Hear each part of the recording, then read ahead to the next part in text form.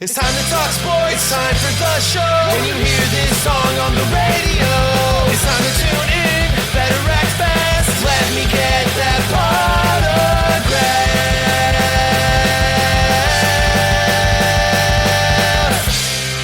Potograph, Sports Talk Radio. Starting now. What's up, everybody, and welcome to episode 183 of Let Me Get That Potograph. As always, my name is Drew, or the DH, and joined by my awesome co-host, Mr. Scott Rappaport. What's up, dude? Living the dream. I can dream? barely walk. No, dude, I can barely walk right now. Too many games. Yeah. Too many games, and season's just getting started, so they're going to need to wheel me onto the pitch to keep officiating these damn games. But, hopefully my body will work itself out and everything will get back to normal. There you go. Well, the voice still works, and that's what's most important today. Yeah, fortunately, the allergies have been driving me nuts all week. I've been sounding like crap. Yeah, it's been it's these weather changes. It's been brutal. Dude, yeah. Oh, no, I'm right there with you. I mean, North Carolina right here, 70, 30, 20, 45, 50, 60, and that's in a week, you know? But that's the thing. Chicago, we sometimes have that in a day. Right, yeah. You know, it's been brutal. Absolutely. Well, welcome, everybody, to today's show. We've got quite an interesting one for you. And, Scott, let's dive right into it, because it's a big day yesterday, or a couple days ago, actually, with the NFL draft starting. Obviously, if you're a football diehard like me, one of those national holidays that you get all excited for, especially, Panthers have a number one pick. I had a little more interest in it than usual. But NFL draft has begun. Round one is in the books. Bryce Young going number one, Stroud going number two. Dominoes fell after that. Mel Kiper, I think, is still screaming about Will Levis. I'm sure by the time you guys hear this, he will have finally gotten on a team. But my God, I've never seen somebody jizz over someone so hard in my life. Well, and I'm curious because there's a story that popped off earlier in the week that somebody had supposedly heard from Will Levis that, Carolina told him they were going to take him, and it leaked out on Reddit. And all of a sudden the betting lines for him to go number one overall went from like 4,000 to 1 to, which is basically, plus 4,000, which is basically 40 to 1 down to 4 to 1. And, a lot of people started throwing some money down on that. Well, that's the dumbest money you ever could have thrown down. Anyone, all you had to do was take a look at any Panthers report from. I mean, I still talk to a lot of my old, co-writers and stuff like that. They still do some beat writing for the Panthers, and any report in the world could have told you that Bryce Young was going number one. That there wasn't an option for anyone else at any given time. It was just, why announce it? They have no reason to. No, exactly. And but my question is, did that story getting put out there hurt Will Levis's draft stock? Quite possibly. Or was this, did it have no bearing on it whatsoever? And did he drop out of the first round just because he would have dropped out of the first round regardless? I think he was going to be a second-day pick no matter what. I think Mel Kiper is, he's definitely getting up there in age. I think Mel Kiper, he gets hooked on somebody, and it's just forget it. I mean, he had him ranked after Young and Stroud. He had Levis as the best quarterback on the board, and I'm sorry, that's absurd. I think he was a round two guy the whole time. I will say, though, I do not feel bad for him for having to sit there all night waiting through round one, because if you saw the company he was with, smoke shows everywhere. I know, and it's I'm actually surprised. Well, I'm not really surprised, but Anthony Richardson going fourth. I thought he would have been a somewhere between 8 and 12 in that range. I even had him going at like Mahomes area, late teens, early 20s. Like that late. That's where I expected him to go. Well, just looking at the teams that were in need of a quarterback. Yeah. The Colts make sense, but then you had Houston trading up, dude, again for the number 3 spots. They had 2 and 3, and I guess they really wanted Will Anderson because there's no reason to trade up to 3 when you got a guy like that, and that was kind of a shock move. But then you also had the Bears trading down a spot with the Eagles. Yep. And I guess the Eagles, were scared that the Bears might have taken Jalen Carter, which there was no plans on them doing that. I think the plan for the Bears was always to take an offensive tackle. Yeah. And they actually surprised me with Darnell Wright. I thought for sure they were going to go with Skoronski. No, I agree. The Eagles definitely wanted Carter, and I'll tell you, that's a nasty weapon. I think we might have to start calling the Eagles Georgia North, because God, do they love their Georgia guys. But hey, it's worked for them the last couple of years. And I think they were just dead set on Carter and didn't want to take the chance, because the Bears, they just because you think they're going to do something, they've shown you time and time again that they'll do some stupid stuff. And so, maybe they thought, or, maybe they said, we're going to take Carter and hold him ransom. And so they figure, hey, we'd just rather give you the picks now and make sure we get him and not have to deal with all that later. No, exactly. And trading down 1 spot, but picking up the additional, the additional picks, I think it was a genius move. Yeah. Especially since they got their choice of whoever they, wanted anyway, because they weren't going to take Carter. So it didn't, but the Eagles obviously were afraid enough that the Bears were going to take him. My favorite pick of the night, I hate to say it, went to the Packers. Really? Yeah. Well, it's, what, they took my boy Luke Van Ness. Yes. Here's the thing. I'm not I was hoping the Bears might have taken him. Mm-hmm. I didn't realize how good he actually was. He's very good. I've known Luke since he was 10. His father has been my chiropractor for the last 15 years. Okay, now it makes sense. I didn't even know he was playing football, which is weird. Look, we never going to talk about that, because he grew up playing hockey. So like, I always knew him as like, the Pee Wee hockey player. Yeah. And like, didn't really keep up, with him. Like, I knew he went to Iowa. His dad's from Iowa, so that wasn't a surprise whatsoever. But it was like, he got picked last time. I'm like, wait a minute, Luke was playing football? I had no idea. It was great. That's awesome. Yeah. Usually when I go see his dad, I'm in and out. Right. Just my back, I'm out, and he's usually asking me questions. I'm not, we're not really talking about the kids, but so it was good to see him go in the first round. Aaron Rodgers is sitting there in New York saying, now Jordan Love knows what it feels like. Yeah, exactly. But sad that he went to the Packers and not the Bears, because Bears were in need of a defensive tackle, but I think they were more in need, or a defensive end, but they are more in need of an offensive tackle. Oh, big time. So as much as I'm kind of hurt that Luke went to the Packers, I'm not mad at the Bears pick. Right, of course. Although it would have been cool to see Skoronski go, just because he's a local guy, went to Northwestern and all that kind of stuff. But my favorite pick, I had a lot that I thought were amazingly good fits for the right teams. I think teams really drafted smart in the first round yesterday. There were not many what the fuck, kind of picks. It was really most of them were pretty smart. I think the Packers probably had one of the only WTF moments of all, not getting any type of offensive weapon yet again. But my favorite pick, of course, and this leads into what I really want to talk to about the draft, because something interesting, hobby related, happened during this first round that is something that we're going to have to keep an eye on for the next few weeks. But that, of course, is Bryce Young.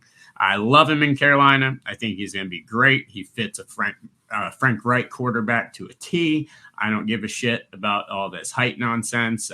You've seen it a million times. It's not the same NFL as it once was. It doesn't. 15 years ago, I would agree. Too short. Yeah. Different NFL. Too short. And the other knock on him is his hand size. Yeah. And I feel bad because they're gonna rip on him in the locker room for that one because you know what they say about small hands. Yeah. So I don't think it makes that big of a difference anymore because of the mobility. Right. It's just a different game. I mean, before it was the height was a factor because you're standing in the pocket and the linemen are pushing people up and the linemen are so big. Well, Bryce Young's not sitting in the pocket all day. I mean, that's not the offense he's going to run. So I'm not too concerned about it. And I loved it. But I noticed something, Scott, and I wanted to bring this up to you because this is something that could have massive implications on all football products next year. Yep. Now, we all know during draft day, Panini loves promoting, this player got drafted here. As soon as they get drafted, they show something, and normally they have some type of preview card or something showing that, hey, this guy got drafted here. Well, they normally take the draft day pictures right away. Yes. And, the player wearing the hat and, standing there in a suit. And that's usually the draft day autos card that comes out. However, if you take a look today and last night and go through all the tweets, right now, Bryce Young and CJ Stroud, the top 2 picks of the draft, were not mentioned by Panini at all. Anthony Richardson, everyone else, every other player was in the first round. Those 2 players were not. And coincidentally, not really, but they have Topps Now autographs live right now. Interesting. Yes. So here's my question. This is not unprecedented. No. We've seen this before. We've seen this with Upper Deck and Ben Simmons. I mean, that made Prism popular. I mean, that's what made Prism what it was. We have also seen this before in hockey with Brian Gray signing exclusive deals with the top 2 draft picks, multiple years in a row. Yes. To deprive Upper Deck of being able to produce autograph cards of the top 2 draft picks. Yeah. So I wouldn't put it past Fanatics at all, given that they have the deepest pockets in the industry. Yeah. To pull something like this off. Yeah. Now I do want to clarify that as of the time of recording, it has not been announced that they've signed exclusives. However, the fact that Panini has zero mention of them whatsoever, yet mentioning other quarterbacks and other big players that'll be going to I don't even know if I assume Panini is going to do their rookie premiere like they always do, but not mentioning those 2 guys' names and then them simultaneously having Topps Now autographs right away definitely makes me think that an announcement with an exclusive agreement is on the horizon. And like you said, not unprecedented whatsoever. But this is one of the last years that we're going to be getting Prism football. This is one of the last years Panini is going to be putting out football, really, period. Yep. And now the top 2 quarterbacks, granted, I know it's not the sexiest teams in the world, but to not have the top 2 quarterbacks not being able to have their autographs in any products this year, if that's what happens. Now, I don't think it's going to affect Prism as much because Prism isn't so much about the autographs, right? Because they are sticker autos. No, I'm talking about everything. National treasures, flow. No, right. That is going to have an effect. Prism, I don't think is going to be affected by it that much because people are chasing the non-autograph color, right? Out of that. So I don't think Prism is going to. No. I mean Prism much less than others, but every other product. I mean, any product that they have.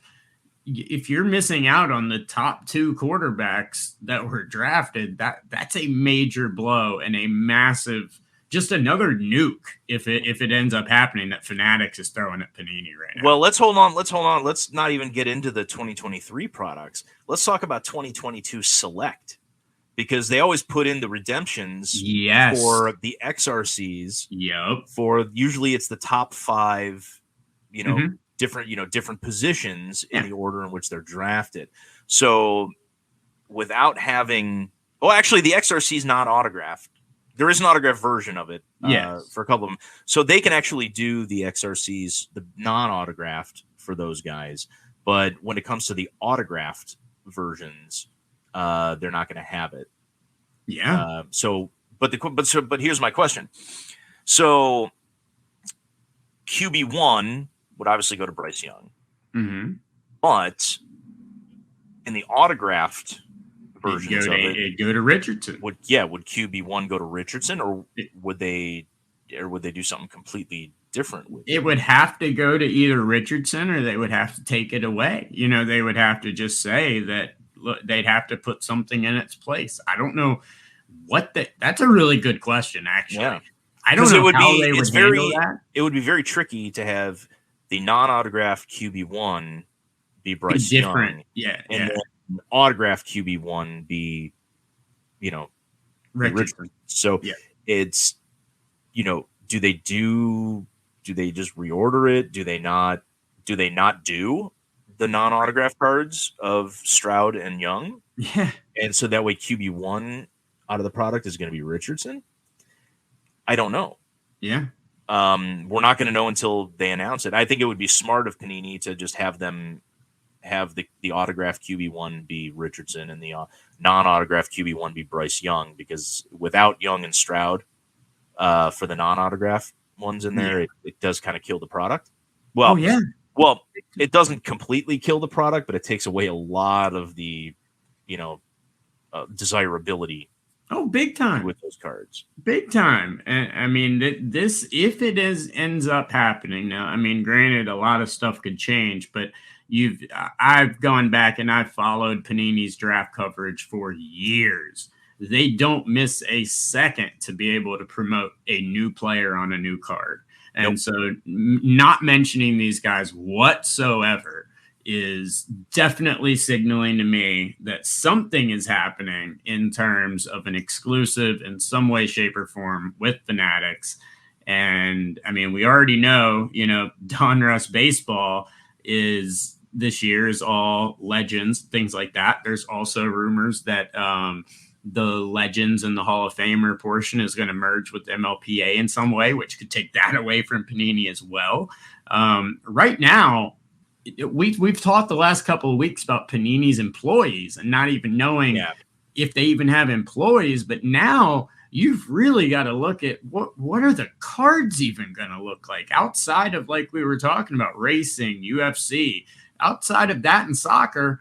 What is this stuff going to be? But because they're not going to have WWE after next year. That's already reverting back to Fanatics. So it's going to be UFC, it's going to be racing, and it's going to be in soccer, and that's it. But it's not even all soccer. That's the thing. They kind of split. They've got some of the leagues. They've got English Premier League, La Liga, and Serie A in Italy, and then they've got FIFA. Mm-hmm. Which they can use to produce the international cards, World Cup and, things like that. But they're splitting some of the club teams with Topps, who has the Champions League, the Europa League, and the Europa Conference League. Right. So that pulls in basically 6 or 7 of the top teams from the Premier League. Yeah. 4 or 5 of the top teams from La Liga, and it's usually the top 4 to 5 teams in Serie A. So that puts them in a weird position because, they're finally able to produce Holland cards through the Premier League license, but they Topps is also going to be producing Holland cards because Man City is not going to be they won't be a non-Champions League team for a long time the way that they're set up. Yeah. No, yeah. It's going to be interesting. There's a lot going on at Panini right now, a lot of change, a lot of questions, but this is something we will follow, guys. I expect to hear an update here probably over draft weekend in terms of Young and Stroud. If there's exclusives that have been signed, I'm assuming we're going to hear about it fast. Yep. But the more silence, and I just checked again, Panini's Twitter, still nothing on any social media mentioning Stroud or Young, but they're talking about Richardson, they're talking about everybody else, but still radio silence. But like I said before, Topps Now cards are available and they are autographed. So looks like we may be seeing the top 2 players in the draft, players that went 1 and 2 without autographs in any Panini products this year. So all right, but hold on, but let me ask you this: with those Topps Now autographs that are out there, are they sticker autos? I believe they are hard signed. Okay, because both of those guys, I believe, signed for the first release of Bowman University. Yes, and those are all sticker autos. So I'm curious as to maybe they had leftover stickers. They are on card. Okay. They're on card autographs. And actually, I'll add a third now. They've added a third player to the list. The man we were talking about at the beginning of the show. Bryce Young, CJ Stroud, and Will Levis are all on Topps Now right now, numbered to 199 or lower, multiple different parallels, all on card autographs. How are they making a Will Levis auto already? He hasn't been drafted yet. At least wait till the guy gets picked. Well, the way they're set up is it doesn't have the actual team that they're with listed at all. Obviously, it says first pick or second pick, and it has a rookie card logo, and it looks like a Panini Instant draft day photo. Hat on, suit, all that, but it doesn't have the team. It has the player name, and then it has the date that they were drafted for, 27-23, and it says for Bryce Young's, for example, quarterback chosen as first overall pick, and then where you would have a team logo, it says first pick. So the Levis. What do they have? What do they have listed for the Levis? They have was supposed to be drafted in the first round on 4/20. I don't know if the Will Levis probably is just going to have his pick number there, but Will Levis will be available. I know that. Yeah, it's hey, fell out of the first round because of some stupid Reddit post. I don't know. I don't know exactly what the Will Levis one will show. It does not show the full Will Levis card right now. It only shows the Bryce Young, and it shows Will Levis in the background, so you can't see the pick number. But that's how the cards are laid out. But they all are on-card autographs, and they're only available through the draft. They expire on April 30th. And I think they'll sell. I think they'll sell out before then anyway. If they're all numbered to 199 or less, depending on the parallel. It's by the print run or until the draft, and I don't think they're going to last that long. Now, keep in mind, guys, if you do buy these, do not expect them immediately. It ships between 112 and 140 business days after this is done. So that 112 is a very specific number. It's incredibly specific. That's I don't know why they came up with 112. Possibly something to do with exclusives. Who knows? But I will tell you right now, on-card autographs, if you want them from Bryce Young or anybody like that, and it does look like some of the Bryce Youngs are going to be inscribed as well as number 1 overall pick. You can find all that up on the Topps Now website right now. But a very interesting development, hobby-wise, coming out of day 1 of the draft, as 2 of the top stars may not be signing autographs in Panini products. No, exactly. But you know who probably will be signing autographs in Panini products that nobody is talking about that I think is going to produce ridiculous numbers next year? Who's that? Zay Flowers. There you go. With Lamar signing that new contract in Baltimore. And this kid being a massive playmaker, putting those two together, I think is going to be absolutely insane. Yep. So I'm curious to see what he's going to wind up doing next year, but fell out a little bit. I thought he was going to be, somewhere around 14, 15. Wound up going 23rd, was it, or 22nd? I think he's happy with that. I think if you ask him, no, I think he'd be fine with that. I think he'd rather be there than with Washington or Green Bay, something exactly. Seattle and Denver, Chargers. maybe. And the Chargers took wide receivers before Baltimore picked. Mm-hmm. So there were four wide receivers in a row. So it was one of those like, okay, well, let's get that. Let's get these wide receivers. Let's get that out of the way. Yep. Yeah. So, but I'm excited. I'm excited about him as well, just to see what he's going to wind up doing. But very curious to see what's going to happen with Panini and Topps and the fight between, whether or not Stroud and Young are exclusive. But yep. And like I said, guys, we will keep you updated on this throughout, as I'm sure there will be a lot more news coming out this weekend and into next week.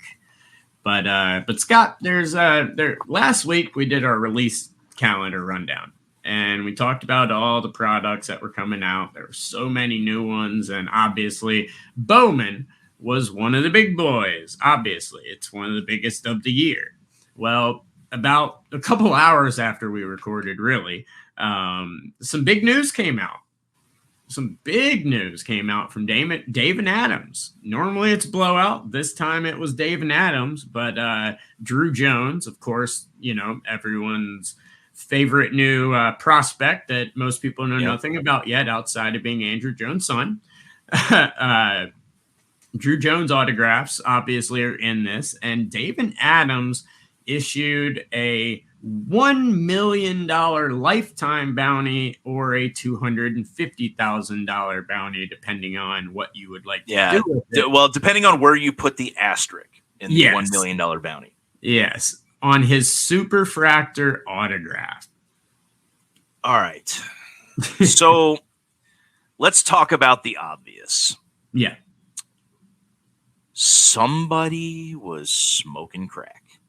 Oh, yeah, it's always drugs. Yeah. It's always drugs. Let's just lay that out there. And whoever it is that was smoking crack is most likely a buyer, you think, that Dave and Adams has lined up for this card. Oh, they've got him. You don't put this bounty out unless you're a buyer. So here's my question is, how much is this buyer actually paying? Yeah. And Dave and Adams has to make money on it. So they're, maybe they were told that, hey, we'll give you $300,000 for it. And, they took out a small insurance policy to cover the remainder between the $250,000 that they were paying as the bounty and the $1 million. Because that $1 million is only if he gets into the Hall of Fame. Yes. But the $250,000 that they're willing to pay up front is only good for the first 30 days of the release of the product. Exactly. So do we have a situation like we had in 2018 where Bowman comes out and it took a good 4 months for the Ohtani Superfractor to see the light of day? Or is there enough of this product that's being opened that they're going to see it within the first 30 days? And then, is somebody thinking that they might be able to make more than the $250,000, which I think is absolutely crackish to begin with? Yes. I could see somebody dropping like $50,000 on it. One of the big guys that prospects. But in order to get the remaining $750,000, he's got to make the Hall of Fame. Right. Which means then there's a lot of different factors aside from his play. He's got to play Hall of Fame worthy. Put up Hall of Fame worthy numbers, but he's also got to have a career that lasts more than 10 years. Yeah. Because if you don't play in the league for 10 years, you don't get into the Hall of Fame. Right. Regardless of how good your numbers are. Because there is that clause. You have to you have to be in the league for a minimum of 10 years. So does he satisfy both those criteria? And I don't know.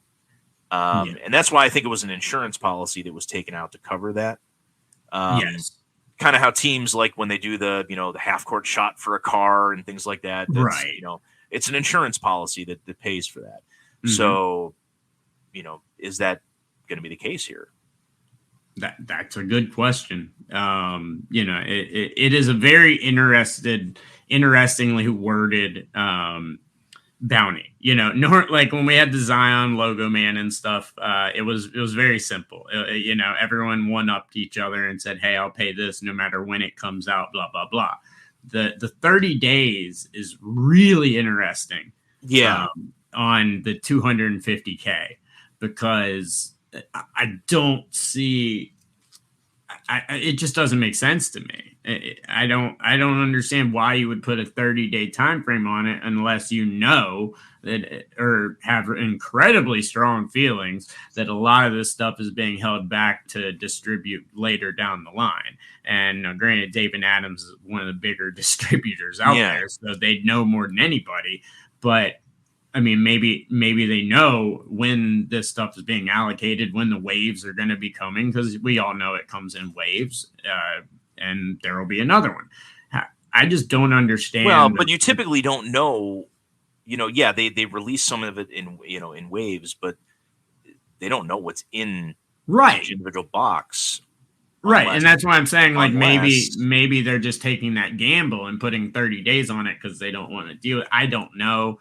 It is very odd. The $1 million part, like you said, is even crazier to me, because that would take the person that pulls it. They would have to have the trust and faith to hold that card for 10 plus years. No. The card. So the way that it works is cards pulled within 30 days. David Adams. It's usually Blowout doing this kind of stuff. Yes, I know. So David Adams buys the card. You get $250,000 up front. Oh no! And there is a contract that gets signed. Okay. That says that if he makes the Hall of Fame, you get the remaining $750,000 for a total of $1 million. That makes sense. Well, but here's I want to know who on earth, aside from maybe Drew's dad, right? Who I wasn't even aware was in the hobby, aside from having cards in the hobby. Yeah. I can't see anybody else that would drop that kind of money on a card like that now. I mean, granted, he's projected to be really, really good. Yes. But how many guys are projected to be really, really good that sell for ridiculous money that turn out to be nothing? Yeah. I mean, more than that turn out to be stars. Yeah. I'll tell you that right now. You remember the 2014 Bowman cards of Mark Appel? Oh, yeah. That were selling for absolute ridiculous money. The Steven Strasburg. I mean, back when his stuff came out. Well, but here's the thing about Strasburg. Strasburg has put his money where his mouth is. No, I'm just saying, like, the crazy bounties and the crazy, money being spent at the time. But it's still, I don't know. I'm still trying to figure out who was high enough to even make an offer that would get that card to $250,000. Because look, in the past we've seen a lot of guys gamble on Superfractor first Bowman autos of brand new draft picks that have spent $50,000, even up to $100,000. Mm-hmm. But this is big. Yeah, this is insanity. This is a situation where somebody probably needs to be put into a conservatorship. Yes, because they don't know how to manage their money. Yes, or there's a 5150 hold somewhere in a straitjacket waiting for somebody, because this is not smart. No, not at all. And I completely agree. I was blown away when I saw this. I expect to see bounties and stuff like that on cards, but I know prospecting's always been massive, especially in baseball. And Druw Jones, probably one of the more sure things that we've had in a long time. especially with family lineage and everything coming into play. But I mean, this is just crazy to me. I saw this bounty and it blew my mind. Either David Adams has a buyer immediately, it's willing to do it, that's just sitting at home smoking crack and ruining a lot of money, or they threw this up themselves just for the publicity to get the attention. And they're hoping it doesn't get hit within the first 30 days. Right. That might be, you know what, that may be the most likely case, because why, you know, if it was Andrew Jones's father that was put up the money because he wants that card, he wouldn't put a 30-day timetable on it. Right. Yeah, because he'd always want it. Yeah. So the more I think about it, the more I'm thinking that it's just David Adams doing it for the publicity. Yep. And everybody's talking about it. Well, I would be interested, and I didn't do this research ahead of time. Sorry, guys, but I would love to have seen how David Adams' sales of Bowman went after they announced that. You know, their hobby and jumbo boxes. Did they sell out? How fast did it take to move? And how much more product have they moved since they made that announcement? Because the more that we talk about it and everything, like you just said, I really do think that this is probably.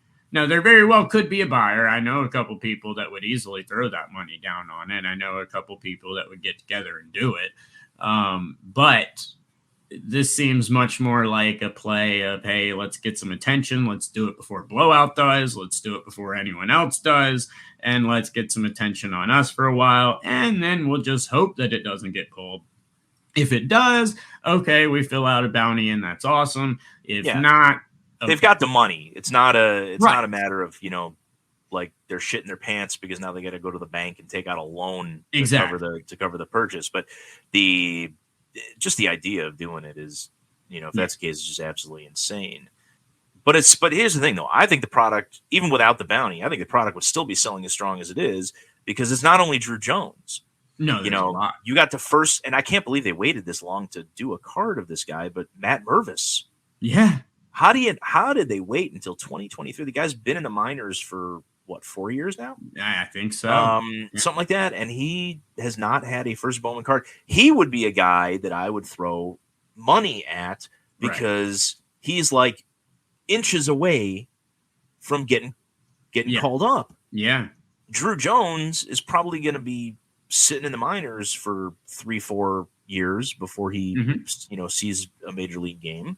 You know, you got guys that were putting ridiculous money down on Jason Dominguez, you know, back in 2020, and he's sitting in Double-A right now. Yeah, he's sitting at Double-A, struggling to start the year. Granted, we're very, very early in the year. And don't get me wrong, he missed a year because there was no minor league baseball in 2020. Yeah. So to be fair, you know, he's really only had 2021 and 2022 worth of playing time in the minor leagues. And Mervis missed the 2020 season because of, you know, same issues. But I'm still trying to figure out why they waited so long, because it's not like he was you know, some 40th round draft pick that's been sitting in the minors for a decade and is, you know, finally getting ready to come up, like the guy from the Pirates. But you know, he's been a highly touted prospect within the organization for a long time. Yeah. And when Rizzo got traded, he was, you know, the heir apparent for that first base position. Yeah. So I can see that. I can see money being spent on Mervis. I'm sorry, I can't see $250,000 for the superfractor. No. I absolutely can't see $1 million. But I could see somebody dropping $50,000 on that. Yeah. Because I would say he is more, barring injury, he is more of a sure thing, I think, than Druw Jones. Yep. No, I would agree with you there. This bounty was a shocker for me. The $1 million thing, I just think is funny. I think it's just to grab headlines, because 1 million looks a lot sexier on a social media post than 250K does. Now, granted, 250K is a lot of money, but $1 million definitely grabs those headlines a little bit nicer. But and it probably cost the an insurance policy on $750,000 when it doesn't have to be paid out immediately. Right. Is probably only going to cost him like 10 grand. Yeah. So, that money to make it the $1 million as opposed to, just the straight 250, I think I agree with that part. Yeah. Especially if they have a buyer. But the more I think about it, because they put that 30-day clause on it, yeah, that makes me a little bit skeptical that they do have a buyer, and that they're doing it for marketing. And if they have to pay it out, they're basically paying $250,000 for marketing. Yes. Yep. Yeah, that's basically what it's going to go down to. And they hang on to the card. Mm-hmm. Or they can resell the card later or whatever. But so it's not a complete loss of $250. No. Even if he makes the haul, or let's call it $260, because let's throw in the 10 grand, what I think is roughly the cost for that $750 policy. But that's not going to be paid out for a minimum of 15 years because he's got to play for at least 10, and then you got to wait 5 to get in. Exactly. That's an easy thing to do. Plus, they've got the card. Yep. If they wanted to flip it a couple years from now, they probably still get 100 grand for it. Oh yeah. So it's, like I said, it's not a complete loss if that's the situation that they're in. Yeah. I just don't. I don't know. I wouldn't have done it. No. But I will tell you that whoever pulls that card, if it's within the first 30 days, if they don't take them up on this offer on the bounty, that is completely insane. Yes. I don't care how much faith you have in that man. You take that 250 and you run. No, you don't even grade the freaking card. No. Don't spend the money to grade it. Don't do anything. Just literally drive out to Buffalo. Yeah. Walk into David Adams and say, "Show me the money." I know. And Drew, speaking of show me the money, yeah, we'll be right back after these messages. All right. And we are back. Thank you for putting up with the advertisements. Yes. Our wallets greatly appreciate that. So, aside from the bounty, which we talked about before the break on that Druw Jones Superfractor, the other big thing that's been going around in the hobby is another scandal. Oh, yes. Right? Well, another week, another scandal. Yep. Of course, we are talking about bleacher breaks. And the reason that we have held off until now to discuss this is we were waiting for more information to come out. Right. Now, we knew right off the bat this wasn't one of those where, we might make a mistake and, accuse somebody of being a scammer and things like that. We knew this was kind of a scam. So we could have run with it, but it's more fun now because we have some exclusive information from one of our very good sponsors, Gem Mint, and you, because of the work that you do for them, on the side. And this is interesting and damning. Yes. And I don't know. I want to say this is the nail in the coffin, but I mean, how many of these crappy breakers have, been accused of doing stuff and not gone out of business? Right. I mean, look, the guy from Platinum beat one of his employees live on camera and they're still filling breaks. I still hate that they live so close to me. I feel just scummy just having their presence near me. But well, I'm just putting it out there. It's like, I know. Want these guys, because it's not only that. Look, they're breaking on Whatnot, and Whatnot's getting a lot of crap from this because it's making good break. There's a lot of bad breakers on Whatnot. Oh yes, there are. But there's also a lot of good breakers on Whatnot. Absolutely. And guys that are saying, "Oh well, we're not breaking on Whatnot anymore." I don't know why anybody would break on Whatnot, because of all these scammers. Look, there's some really good breakers that are out there that are probably going to suffer a little bit because of some things that other people did that they had nothing to do with. Mm-hmm. And just because they use Whatnot as a platform does not make them bad breakers or give you any reason as to why you shouldn't break with them just because they're on Whatnot. Yeah. So that being said, Drew, let's talk about bleacher breaks. Yeah. So, all right. So bleacher breaks about last year pulled the Jalen Waddle one of one patch from National Treasures. And when it was sent out to the customer, according to them, due to their own words, an unfortunate shipping error, the client did not receive the card. Now, Drew, I just want to point out really quick that when we say sent out to the customer, we're actually putting air quotes around. Yes, sent out. Yes, absolute air quotes. So once this shipping error, again with those beautiful air quotes, was discovered, our company took appropriate measures to ensure the client was overcompensated for his loss with a substantial monetary settlement, which was 2 hobby boxes, not remotely worth the value of the card, but that's another story. So from there... And by the way, overly compensated, I believe their customer had to get Whatnot involved. Yes. In order to be able to get some sort of settlement. Yes, they were not. Well, this was not something that was like, oh gosh, oh no, you didn't get your card here. Let me fix this immediately. No, Whatnot support was brought in, which is something that you do have to do. As someone who does sell on Whatnot, I can tell you, you do have to get with Whatnot. They do have to work all this stuff out. Normally, Whatnot will, if the company won't do anything, Whatnot will for you, which is some added protection for you as the buyer. But this person ended up... Well, but all that Whatnot can really do is just refund what you paid. Right, yeah. For, the spot and the break. So the company did end up giving, Bleacher Breaks did end up giving 2 hobby boxes, gold standard, and one other box I can't remember, for this card. And that was that for at the time. That was it. And the story was over. Now, this was never made into a public big, hey, I hit this card and didn't get it type of deal. This did not make the waves on social media or anything like that.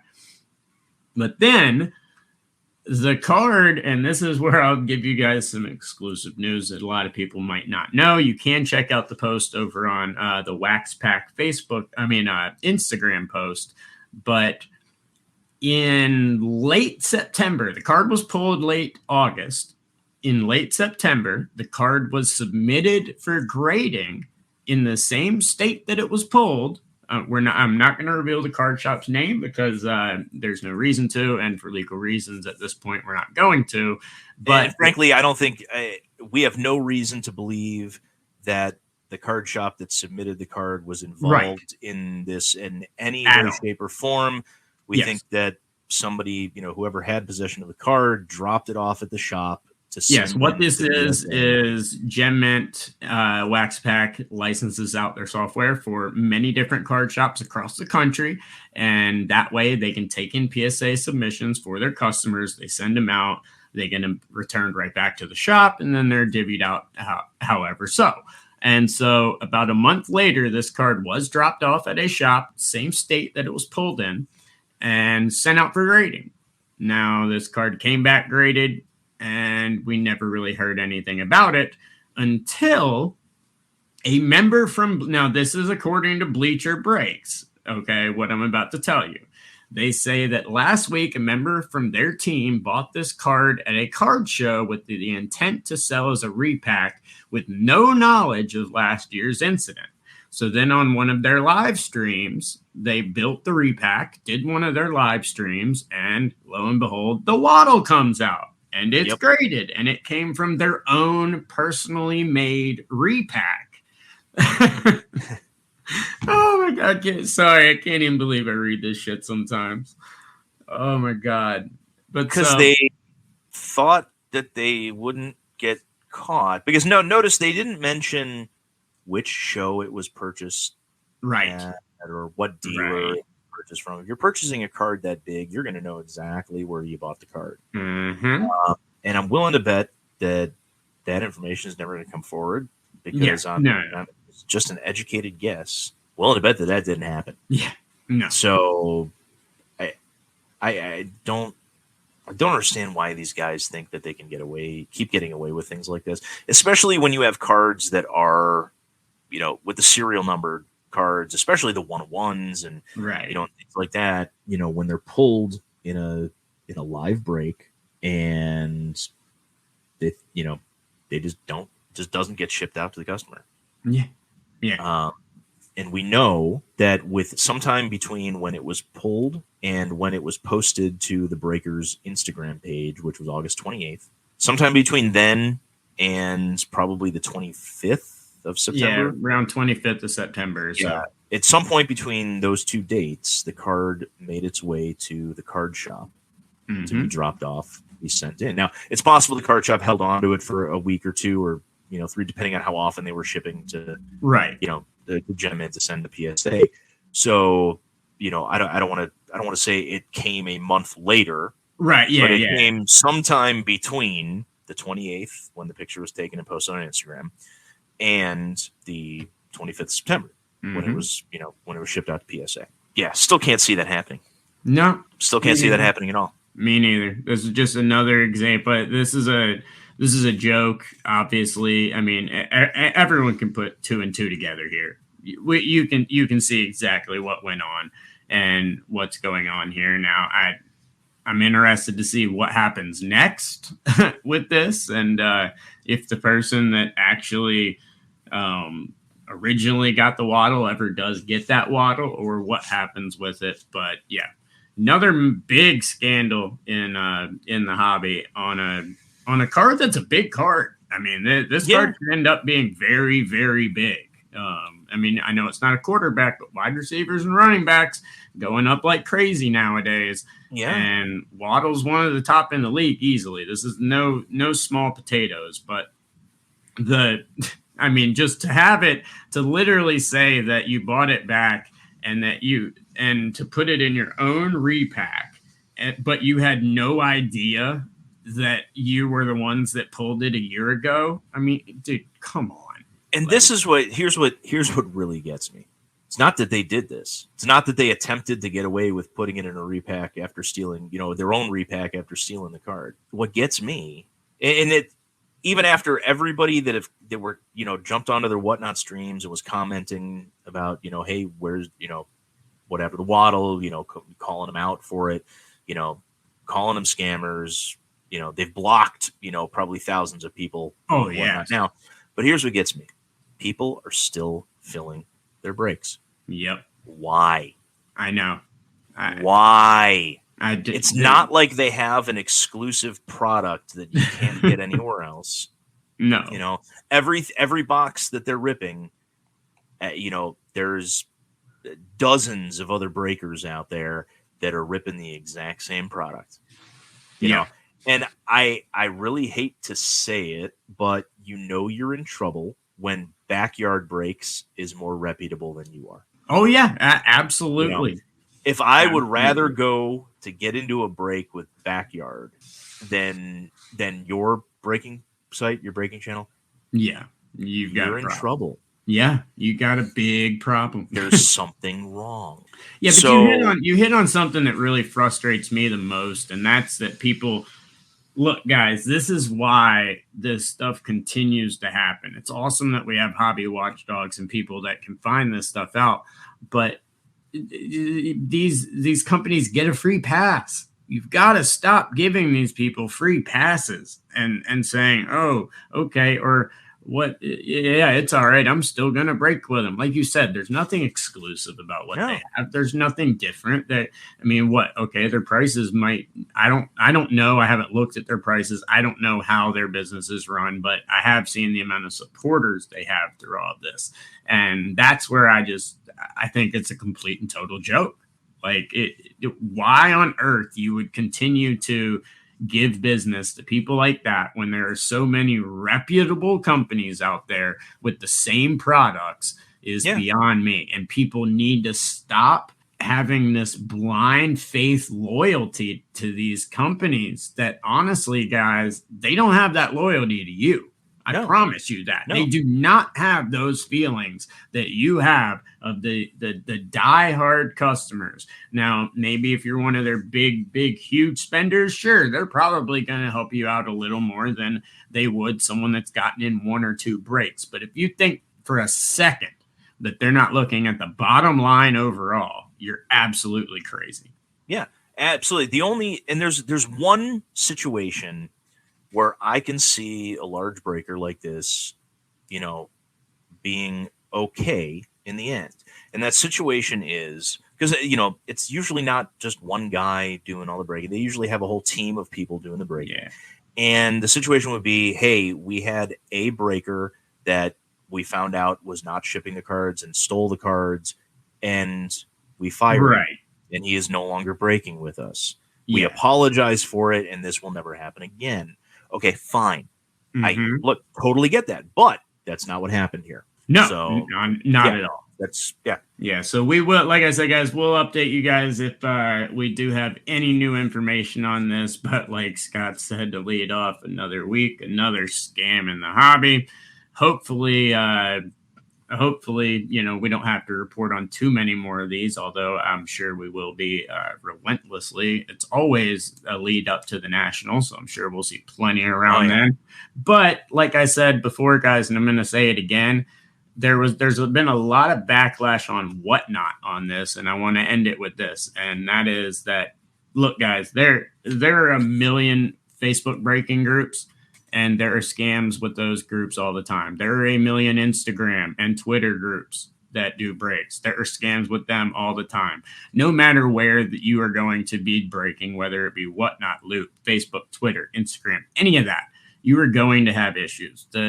It's the point of finding the right people that you can trust, and that before you just start dumping your money into everything, vet the people, watch their shows, do some research, and I always come back to talking about this.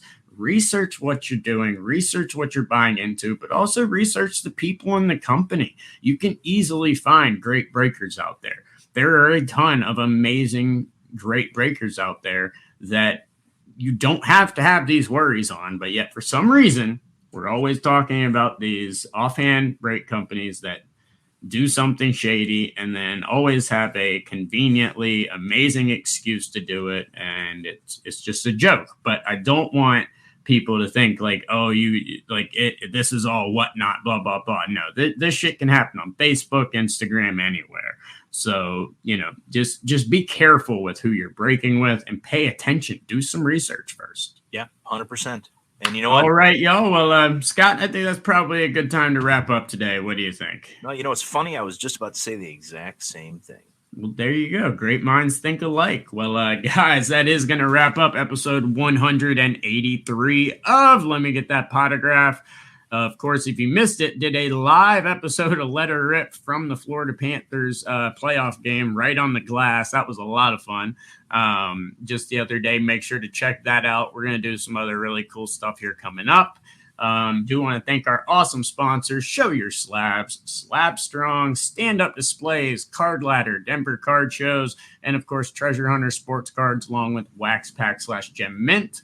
If you guys are in the Dallas area, May 5th through the 8th, I will be there at Collecticon Live, and we'll be having Jose Canseco live on Whatnot and at the booth doing a box break with us right there at the Gem Mint booth. So make sure if you're in Dallas to come check it out. If not, we'll be sharing it on all the socials and everything like that. So you'll be able to talk to Jose, ask him some questions, also purchase some autograph stuff if you would like as well.